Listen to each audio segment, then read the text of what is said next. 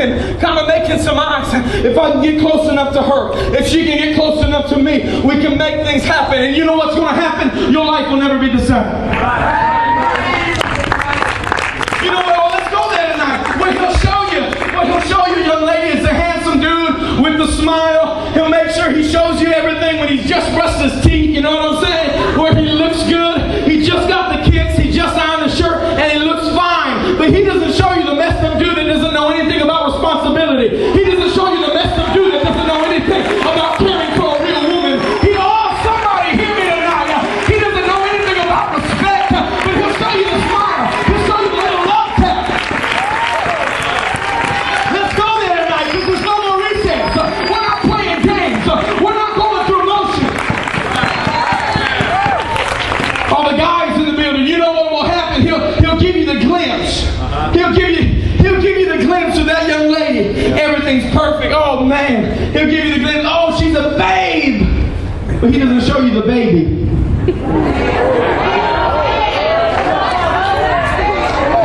Oh, what are you talking about? I'm just being real with you tonight. Because I know what you're getting in your school. I know what you're getting in your community. And I want you to know that there is truth. I want you to know there still is an absolute truth. I want you to know you do not need to be embarrassed to be a Christian. You do not need to be ashamed to stand for truth and to stand for God.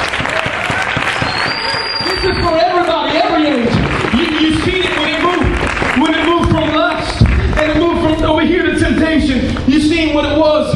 There was a young man there with a joint there and just enticing him. Hey, if you can just get a little bit of this, I promise you your problems will go away. I promise you your life will never be the same. This is exactly what you need. You're tired of your trouble now. You're tired of your problems. You're tired of all that. Let me help you. Let me show you. Let me tell you. And you know what happens so often in every school, in every community, in every public place, many times, it's those on the outside with a joint in their hand. It's those on the outside with some kind of drugs. We're talking about it tonight. With some kind of influence. It may not be drugs. It may not be alcohol. It may not be magazines. It may not be something, it may be something small. But so often it is those coming to you. And the problem, and what I want to address tonight is, can we as a generation, can we as In Motion, can we here tonight on Post settle some things? And no longer, Joshua, is it going to be them coming to me.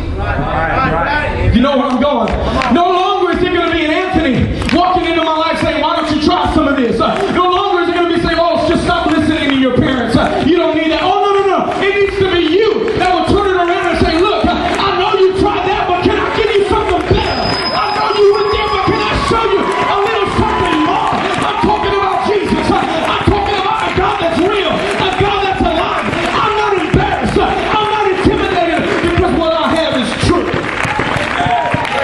I'm talking about this tonight. No more recess. We can't play church games. We can't play Christian, hey, I'm a Christian, but nobody knows. I'm a Christian, but nobody knows. When you say, oh yeah, I go to church too. Really? You do? I would have never guessed. What we need in this generation, what we need here at Revival Center, what we need in Motion is some young men and some young ladies that aren't intimidated. Hear me tonight. This is real life. This is real life. Some young men and some young ladies. And I know you're influenced in every way and it seems like it surrounds you. But what would happen if you start turning it around in the desk and say, hey, to the person sitting next to me, hey, I know where you were at Friday night because you've been talking about it all week. And I know how horrible you felt on Saturday morning. So can I just tell you something that's a little better? Can I tell you something that's just a little bit more real? Can I tell you, hear me tonight? What God is wanting us to do is step up. He's looking for some people to rise up from where they're sitting, rise up from where you've been living, and say, I'm looking for some real Christians. I'm looking for some young men and young ladies that don't want to play games. I'm looking for some young men and young ladies that want more than just a little Jesus. That want more than just a hand clap. They want more than just a song. They want me living and flowing through their life. It said, you can go back up there, would you, Johnny? Verse number 12. James, this is the New Testament if some of you are unfamiliar with this. Blessed is the man that endureth temptation. Somebody say, I'm going to be tempted. For when he is tried, he shall receive the crown of life which the Lord hath promised to them that love him. I want you to understand this tonight and make sure you know it now and forever. There will always be things, there will always be people that come to you in your life to try to get you to go a different direction. Amen. Settle that right now, okay? Amen. If you have to say it out loud, you can say it out loud. There will always be people. There will always be people. There will always be things. There will always be things. In an attempt to get me to go a different direction. We got that settled, okay? So don't be shocked when it comes. We've got that settled. So what I'm saying is when those things come, it might be somebody that just wants to just throw a little bit of disobedience. Man, you're always doing everything your parents say. You're always doing everything they want you to do. Why don't you mix it up? Why don't you have some fun a little bit, man? It might be somebody just, you know what, look, you've never tried a drink of this, why don't you try it? Why don't you take a hit of this? Just settle in your mind, those things are going to try to come your way. But you've got to settle, look, I already knew this was coming, and when it comes, I'm just going to turn it around. When it makes its attempt, Diego, for my life, I just want it to know, whether it's hell, whether it's somebody else in my life, I just want you to know, I don't want anything of that, but can I tell you what I want to give you? Can I tell you, oh, come on, what I want to see in our generation, in our community from In Motion, is some young people that would be influential and not influenced. I want some young people that will stand in their jobs, stand in their schools, proclaim truth. We want revival, we want a powerful impact, and we want a powerful effect in our lives. You know what it's going to take? It's going to take you taking it home. Right. Amen. You can't just leave it in the pew. You can't just leave it in the church. The church has got it. The church is good. But what you want to do is take it to your house.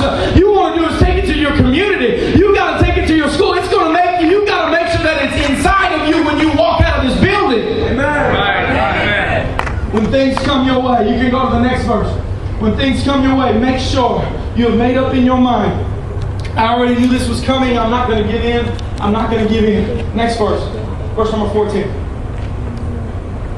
But every man is tempted when he is drawn away of his own lust and enticed. We've got to settle this real quick tonight. Stop blaming the issues and the drama on somebody else. Right. Okay, listen up, listen up. We cannot allow don't play the blame game. Don't play the blame game. If you've messed up in your life, there's nothing keeping you from getting up and going forward but yourself. If there's been mistakes in your life, there's nothing keeping you from going forward but yourself. And some of us tonight, I understand things have happened in your life. We can't go back in time and undo. But I want you to know when you've come to God and you've been baptized and you've repented, those things are done.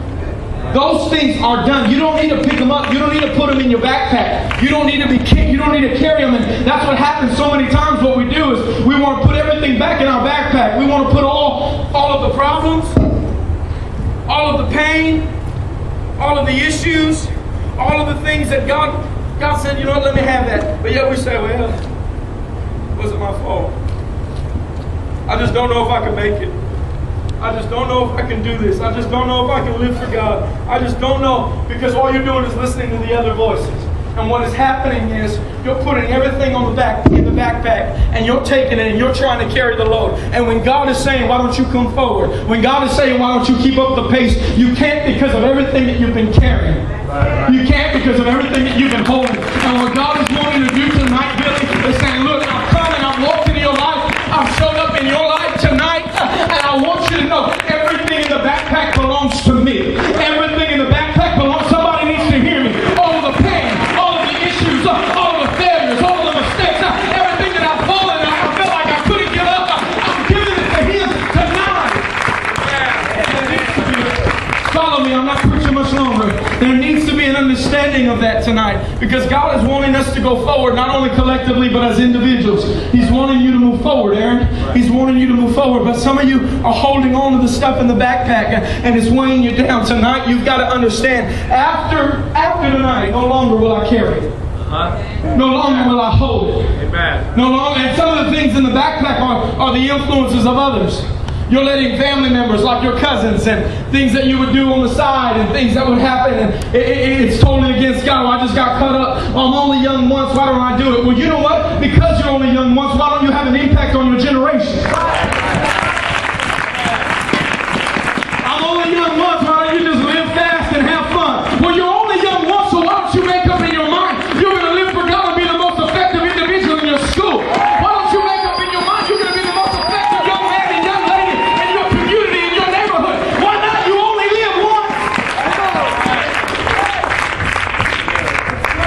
No more recess.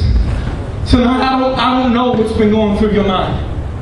Tonight, I can't tell you everything that's been happening. It might be good, it might be bad. I don't know what's happened in your life. But I do know this. God is not interested in us playing games. As we were children, recess was something we looked forward to. Recess was just another time to have some fun, just another time to game. But where you are as a young man and a young lady, there is no more recess. It's life or death. It's spiritual. We read it together in verse number 15, if you would go there with me. Then when lust hath conceived, my own lust of the eye, lust of the flesh, things that I wanted to do, not anybody else, it was my bad, it was my fault. When it's conceived, when it's come about, it bringeth forth sin. The lust that we have is never going to bring something good, okay? Just make sure you understand it. Bringeth forth sin. And sin, when it is finished, bringeth forth death. It wants to kill. It wants to take the spiritual pulse of your life. But somebody needs to hear me tonight. You have got to make up in your mind. I'm not only giving you the things in my backpack. I'm not only giving you the things in my computer. I'm not only giving you the things in my phone. I'm not only giving you the things in my mind. I am giving you my life. After tonight, I'm making a decision. No more games are going to be played. No more games are going to be played. You might be 15. You might be 23 tonight. You've got to understand God is not interested in us playing games. He is interested in us making up our minds, becoming what He has called us to be, purposing in our hearts.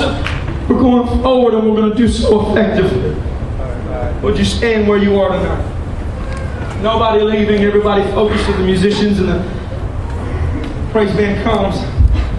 Tonight, if there's anything that you remember, if there's anything you hear over and over again tonight when you leave, no more recess, Casey. No more recess, Diego. No more recess, Evan. No more recess, Matthew. No more recess, Christina. No more recess. This isn't a game, Lexi. This isn't something that we can just do on the side, do on the weekend, do when we have time and everything is fine. If there are young men, if there are young ladies tonight that would take this seriously, hell wants to kill. The devil wants to destroy your life. But somebody needs to rise up from where you sit and say, if I'm 13, I'm going to be effective and I'm going to live for God. I'm going to be influential and not influenced. I'm going to be the difference and I'm not going to let them make a difference in me. And if you're 20-something tonight, maybe you're in college, maybe you're working full-time, whatever it is you're doing, you've got to make sure and make up in your mind tonight, this is not a game anymore. This is not a game anymore. It's not when it's convenient. It's not only when it's fun and I can get loud. No, I'm talking about personal consecrations. I'm talking about tonight personal commitment, making up in your mind, purposing in your heart. This life belongs to God. And now I'm going to make sure the steps in the life that I live is postured after Him. In pursuit. The drugs, the alcohol will come. The friends and the people will come. The lust will always be there. But it's always going to come back to a personal devotion.